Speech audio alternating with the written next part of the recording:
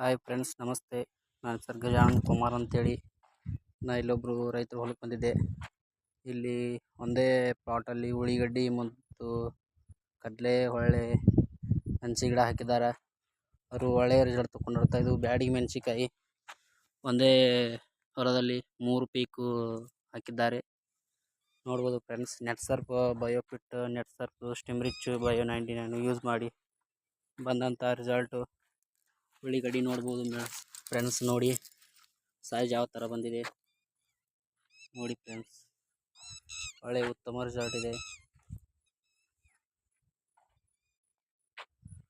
ನೋಡಿ. ಮೆಣಸಿ ಗಿಡ ಹೇಗಿದೆ ಅಂತ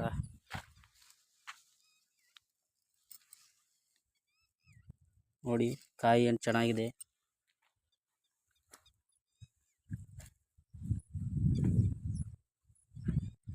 ನೋಡಿ ಫ್ರೆಂಡ್ಸ್. ಇನ್ನೂ ಹೂ ಸೆಟ್ಟಿಂಗ್ ಯಾವ ಥರ ಇದೆ ಅನ್ನೋದು ಗಿಡ ನೋಡಿ ಹೇಗೆ ಯಾವ ಥರ ಇದೆ.